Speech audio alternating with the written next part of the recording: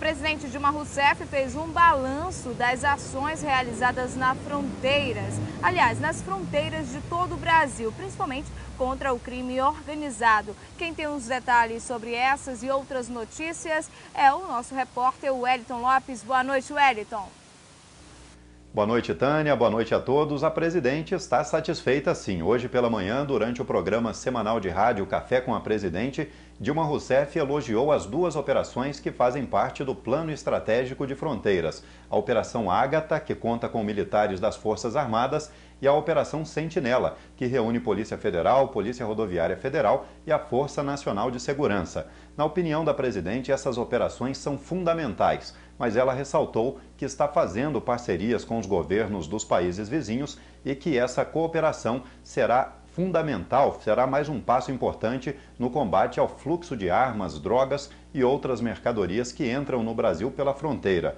Desde o início das ações do Plano Estratégico há 1 ano e meio, foram apreendidas 360 toneladas de drogas, 2.200 armas, 280 mil munições e 20 toneladas de explosivos. Para saber o que representam esses números, teríamos que saber também a quantidade de armas, drogas e munições que as autoridades não conseguiram apreender. Como é impossível saber o que passou, saber esses dados, não dá para afirmar o que representa as apreensões realizadas nos últimos 18 meses, pois o Brasil faz divisa com 10 países sul-americanos numa imensa faixa de fronteira de mais de 16 mil quilômetros. E o assunto agora é educação. Os estudantes que pretendem começar um curso superior ainda no primeiro semestre deste ano devem ficar atentos. Terminam daqui a pouco as inscrições para o ProUni, o programa Universidade para Todos. E amanhã é o último dia do prazo para matrículas da primeira chamada do Sistema de Seleção Unificada, o SISU. Os estudantes selecionados na primeira chamada do SISU 2013 devem se matricular até amanhã nas instituições de ensino em que foram aprovados. Os alunos devem se informar junto às universidades sobre os horários, locais e documentos necessários para efetivar a matrícula. A lista com os selecionados para a segunda chamada deve ser divulgada no dia 28 de janeiro. E para aqueles alunos que não conseguiram vaga em uma instituição pública de ensino superior por meio do SISU, ainda existe uma chance de ingressar na universidade este ano. Terminam hoje, às 11h50 da noite, as inscrições para o ProUni. O programa do governo federal oferece aos estudantes de baixa renda bolsas de estudo parciais e integrais em instituições particulares de ensino superior. Gabriela Lafetá, para o Jornal da Amazônia. As inscrições no ProUni só podem ser feitas pela internet, pelo endereço que aparece aqui na tela, site prouni.mec.gov.br. O programa oferece nesta edição mais de 160 mil bolsas. Para se inscrever, o estudante precisa ter participado do Enem de 2012 e obtido no máximo 400, ou no mínimo, 450 pontos. O ProUni é só para quem estudou em escola pública ou foi bolsista integral em escola particular. As inscrições terminam daqui a menos de 1 hora. E para encerrar, vamos falar de incêndio florestal. Mais de 400 focos de incêndio foram registrados na região norte somente nesse primeiro mês aí de 2013, somente nesses dias de janeiro. Servidores do IBAMA e brigadistas trabalham a todo vapor para proteger as florestas localizadas em áreas federais. A reserva biológica do Lago Piratuba, no Amapá, foi uma das atingidas. Foram 70 dias para que o incêndio fosse extinto. Resultado, cerca de 30 mil hectares atingidos. Para evitar situações como essa, 2 vezes por ano, entre janeiro e abril, e de julho a outubro, considerados meses críticos, o IBAMA realiza operações preventivas em regiões com histórico problemático. O programa de brigada ele é concentrado principalmente em pequenos agricultores, assentados, indígenas, pessoas do meio rural acostumados a trabalhar no mato, no campo, com ferramentas manuais.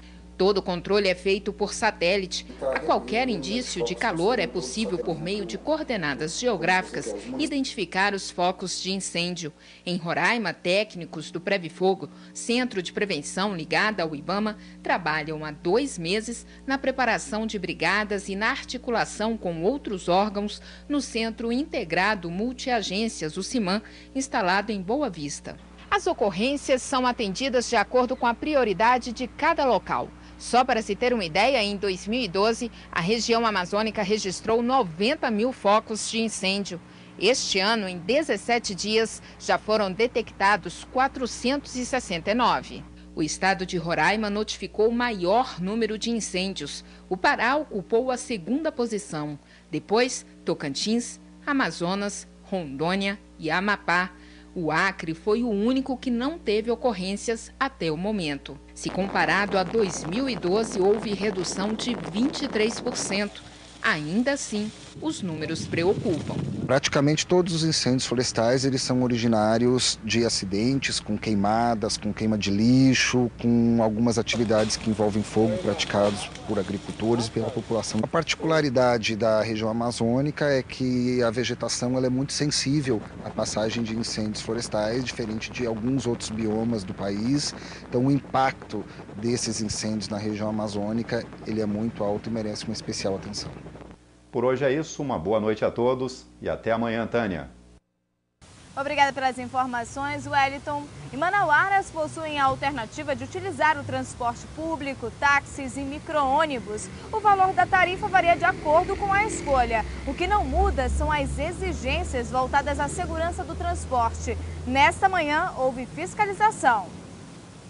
A fiscalização é resultado das denúncias feitas ao órgão sobre a conduta dos motoristas nos terminais. Segundo os passageiros, os condutores têm ignorado o pedido de parada. Por isso, os fiscais davam recomendações aos profissionais e aproveitaram para checar as condições do veículo e a habilitação do condutor, bem como a vestimenta usada. A gente está vendo num todo, né? Vendo o problema de luz, a situação do ônibus, películas, que eles estão usando película muito escura, e isso aí é prejudicial para eles mesmos. E informando que a partir de amanhã não vai ser mais informação, e sim vai ser autuado, se for o caso, recolhido para parqueamento. 60 táxis e 90 micro-ônibus foram fiscalizados. Desse total, 3 veículos foram apreendidos e 8 condutores foram autuados. Próximo ao local da SMTU estava acontecendo também uma aula prática dos alunos da Polícia Militar na disciplina de policiamento de trânsito, uma operação onde 30 veículos e 7 documentos foram apreendidos. Pedimos o apoio do Detran e a segurança da dona Sicom, do qual sou comandante. Nós tivemos a apreensão dessas motocicletas e dessas motos e um suspeito de um veículo roubado. A gente apresenta todas as ocorrências de trânsito para o Detran e ela faz a notificação e apreensão e leva no guincho para o parqueamento do Detran. A forma de abordagem durante a operação não agradou os condutores. Está um conglomerado de pessoas se barruando um no outro. O documento da minha moto sumiu. Não me importuno com a ausência da minha moto, mas também não queria que cessasse meu direito de ir e vir. O ano mal começou e o Brasil já sofre com a incidência de dengue. Saiba que medidas você deve tomar para se prevenir da doença. Chuva, sol e qualquer lugar que armazene água limpa. Esse é o cenário ideal para o mosquito transmissor da dengue se reproduzir. 90% dos casos de proliferação acontecem em casa durante um descuido com pneus, garrafas e até piscinas sem tratamento. Há um aumento natural da intensidade dos vetores, por conta da chuva, oferta de criadouros. Daí a importância de toda a população, no seu domicílio, observar potenciais criadouros. Então, uma tampinha de garrafa, um PET que está jogado, um vasinho de plantas, qualquer recipiente que possa reter água por um determinado tempo, é um criador em potencial. Outra vilã no processo de proliferação do mosquito é a construção civil. Em meio ao material usado, há espaço para o armazenamento de água e, portanto, para o surgimento de novas larvas. É necessário o envolvimento, quando a gente diz da sociedade, também dos empreendedores, dos empreiteiros da construção civil e dessas pessoas que trabalham com reciclagem, que é algo muito importante nos dias de hoje para a questão do sustentável, daquilo que é sustentável. É necessário, então, que todos esses empreendedores tenham a consciência de também fazer a sua parte, de evitar, de fazer vistoria, criar brigadas. Na Constituição Civil a gente tem recomendado a criação de brigadas. Há várias maneiras de evitar o foco da dengue: esvaziar garrafas, colocar areia nos vasos, despejar cloro ou água sanitária na água parada, entre tantas outras medidas. Nesses casos, prevenir é literalmente melhor que remediar, pois a dengue mata. Confira o destaque do Jornal do Comércio desta terça-feira. Reciclagem gera receita de 1,7 milhões ao ano para a cooperativa. Recuperação de papel, papelão, plástico e latinhas de alumínio feita por um grupo de 27 catadores de lixo em Manaus está gerando receita média de 1,7 milhão para a CCA, Cooperativa de Catadores Aliança. A CCA trabalha com foco na reciclagem de papel, papelão, plástico e latinhas de alumínio. Segundo o gerente executivo Raimundo Soares, a CCA chega a recolher 170 toneladas por semana de material destinado à reciclagem. Por ano, chega a um volume de 8.160 toneladas, o que representa uma receita bruta de 1,7 milhão na média. Em instantes, Senac Amazonas oferece mais de 1.000 vagas de cursos gratuitos em áreas diversas. Nós voltamos já já. Em Manaus são 21h e 21 minutos.